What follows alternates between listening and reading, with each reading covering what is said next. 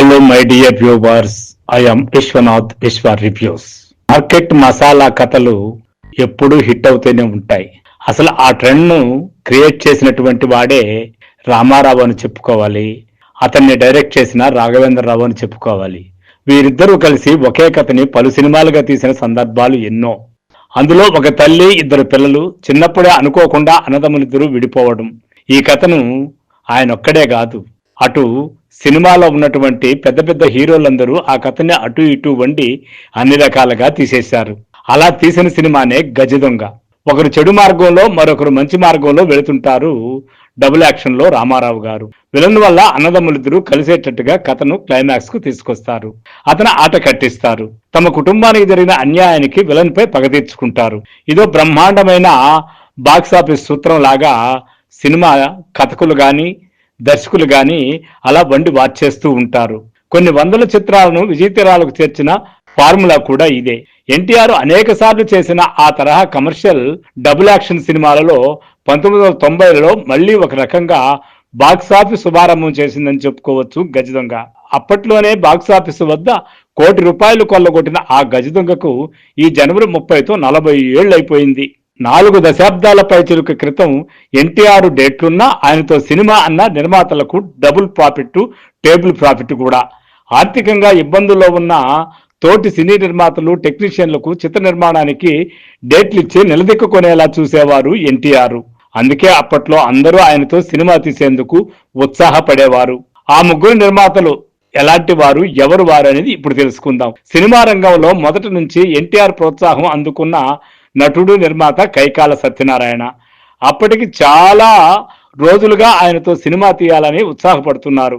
అంతకు ముందే కె రాఘవేంద్రరావు దర్శకత్వంలో ఎన్టీఆర్ నటించిన కేడి నెంబర్ 1, అది 1978లో వచ్చిందనుకుంటాను. దానికి హక్కులను కోస్తా ఆంధ్ర మొత్తానికి నిర్మాత చలసాని గోపి, నటుడు కైకాల కొన్నారు. ఇది 100 రోజులు ఆడి లాభాలు తెచ్చిపెట్టింది. దానితో సద్దినోత్సవ ప్రకటనలోనూ వారు ఎన్టీఆర్ కు ప్రత్యేక కృతజ్ఞతలు చెప్పారు. హిట్ కాంబినేషన్ అయినటువంటి కైకాల, చలసాని కలిసి సినిమా తీసేలా ఆ పైన ఎన్టీఆర్ డేట్లు ఇచ్చారు. అయితే ఆర్థికంగా దెబ్బతిన్న ఒకప్పటి నిర్మాత జి వెంకటరత్నాన్ని కూడా సహ నిర్మాతగా పెట్టుకుని సినిమా తీస్తున్నారు. థీమని రామారావు గారు సలహా ఇవ్వడంతో ఇదేదో బాగానే ఉంది, ఆయనకి ఒక సహాయం చేసినట్టు ఉంటుంది, మనకు ఆర్థికంగా కొంచెం తన్ను ఉంటుంది అనుకున్నట్టుగా కలిసి ఆ ముగ్గురు గజదొంగ సినిమాను తీశారు.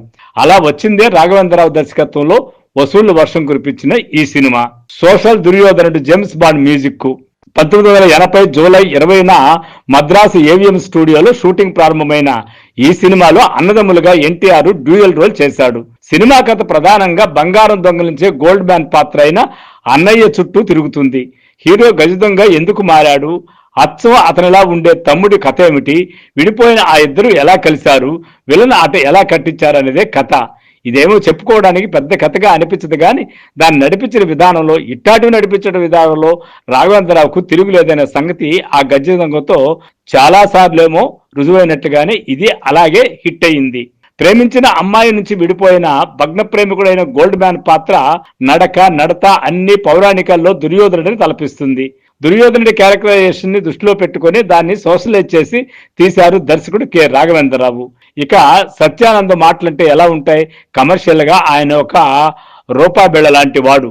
రచన ముఖ్యంగా క్లైమాక్స్ లో విలన్ ముందు ముగ్గురు ఎన్టీఆర్ లో అసలైన గోల్డ్ మ్యాన్ ని కనిపెట్టి సీన్ లాంటివి థ్రిల్లింగ్ గా ఉంటాయి. ఇది ఇప్పుడు చూస్తే నాటకీయంగానూ ఒక డ్రామా లాగానూ కనిపిస్తుంది కానీ అప్పట్లో నిజంగానే అది పెద్ద థ్రిల్లింగ్ సామాన్య ప్రేక్షకులకి. గజదొంగ అనే టైటిల్ కు తగ్గట్టే సంగీత దర్శకుడు చక్రవర్తి ఇంగ్లీష్ జేమ్స్ బాండ్ చిత్రాల స్ఫూర్తితో ఈ చిత్రానికి రీ రికార్డింగ్ చేశారు. ఆ శైలి నేపథ్య సంగీతం, చేజింగులు జనాన్ని ఆకట్టుకున్నాయి.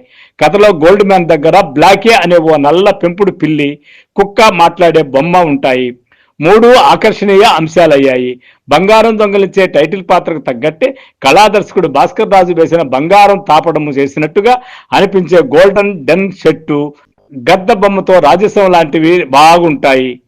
అప్పటికే ఎన్టీఆర్ కు స్పెషలిస్ట్ కాస్ట్యూమర్ గా పాపులర్ అయిన విజయవాడ యాక్స్ టైలర్స్ వాలేశ్వరరావు డిజైన్ చేసిన బెల్ బాటం ప్యాంట్లు, చొక్కాలు, గోల్డ్ మ్యాన్ వేసుకునే బంగారు అంచు షూటు, బూటు ఆకట్టుకుంటాయి. ఇది 10 వారాలు, 3 హీరోలు, 3 హిట్స్. గజదొంగతో గోల్డ్ మ్యాన్ సరసన జయసుధ, తమ్ముడి పాత్ర సరసన శ్రీదేవి నటించారు. ఆ ఏడాది శ్రీదేవి జయసుధ కలిసి నటించిన సినిమాలన్నీ పెద్ద హిట్. అంతెందుకు రామారావుతో గాని నాగేశ్వరరావుతో గాని జయసుధ, శ్రీదేవి, జయప్రద నటిస్తే ఏ సినిమా హిట్ కాలేదు. దాదాపు అన్ని హిట్లే.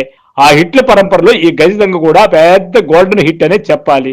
శ్రీదేవి ఇంకా పూర్తిగా ఫైల్లోకి రాకముందు వారిద్దరూ కలిసి సోహన్ బాబు బంగారు చెల్లెలు, అక్కినేని ముద్దుల కొడుకు లాంటి చిత్రాల్లో చేశారు. కాకపోతే ఒక పాత్ర పోయాక రెండో పాత్ర వస్తుంది. కానీ ఇద్దరికి సమప్రాధాన్యం ఉండేలా వారు చేసిన చిత్రాలు 1981లో ఎన్టీఆర్ గజదొంగ, ఏఎన్ఆర్ ప్రేమాభిషేకం, శోభన్ బాబు ఇల్లాలు. కేవలం 10 వారాల వ్యవధిలోనే ఆనాటి పెద్ద హీరోల ముగ్గురితోనూ ఆ హీరోయిన్లు ఇద్దరునూ కలిసి 3 సినిమాలు చేయడం, ఆ 3 ఆ ఏడాది అంత పెద్ద హిట్ కావడం ఓ విశేషం. 60 ఏళ్ల హీరోగా ఉన్నటువంటి రామారావు గారు నిజ జీవితంలో 60 ఏళ్ల వయసుకు దగ్గరలో ఉన్నటువంటి ఆయనే 17 ఏళ్ల టీనేజర్ శ్రీదేవికి మధ్య గజదొంగలో ఇదో రకం దాహం అంటూ తెరపై పూర్తి హాట్ రొమాంటిక్ సాంగ్ చిత్రీకరించడం విచిత్రం. రాత్రి ఏ పొద్దు పోయాకో చూడదగ్గ ఈ పాటను ఆ రోజుల్లో ఆ వయసు ఎన్టీఆర్ మీద తీయడం జనాన్ని ఒప్పించడం కష్టమే. రాఘవేంద్రరావు చేయదలిసిన ఆ రిస్క్ కు ఎన్టీఆర్ ఓకే అన్నారు. యూనిట్లోనూ భయపడి రిలీజ్ ముందైనా పాట తీసేయాల్సి వస్తుందని సందేహించారు. ఇలాంటివన్నీ సరదాగా చేసేస్తూ ఉంటారు రామారావు కాబట్టి ఆ పాటలు కూడా ఆ రోజుల్లో కమర్షియల్లో సూపర్ డూపర్ హిట్ అయ్యాయి. కానీ చివరకు ఆ రిస్కే పాట జనంలోకి వెళ్లి ఆమోదం పొందడం విశేషం. డ్యూయెట్లు సైతం మాస్ మెచ్చే ధోరణిలో చేసే ఎన్టీఆర్ ఈ అతి శృంగార గీతానికి రిస్క్ను అర్థం చేసుకొని లలితంగా నటించి మెప్పించారని దర్శకుడు రాఘవేంద్రరావే ఓ సందర్భంలో వివరించారు. మొత్తానికి అలా రాఘవేంద్రరావు ఎన్టీఆర్ చేసిన రిస్క్ ఫలించింది. ఇక ఈ సినిమాలోనే జయసుధపై వచ్చే ఇంద్రధనుసు చీరగట్టి భగ్న ప్రేమికుడిగా ఎన్టీఆర్ ఆవేశంగా పాడే 2 అక్షరాల ప్రేమ పాటలు ఆ రోజుల్లో భలే భలే వినిపించేవి, భలే భలే హిట్ కూడా అయ్యావి. ఆల్ టైమ్ జయమాలిని హిట్లు కూడా ఈ సినిమాలోనే ఉన్నాయి.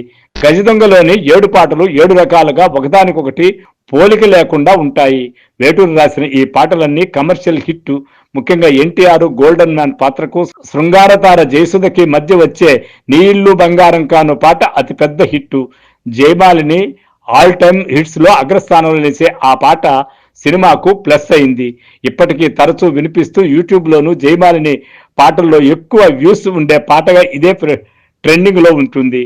గమ్మత్ ఏమిటంటే కొన్నేళ్ల క్రితం టీవీ యాంకర్ ఉదయభాను వేసిన నీళ్లు బంగారంగాను లాంటి టీవీ షోలు ఆ పాటను సినిమాను జనం కోసం నిలిచేలా చేశాయి.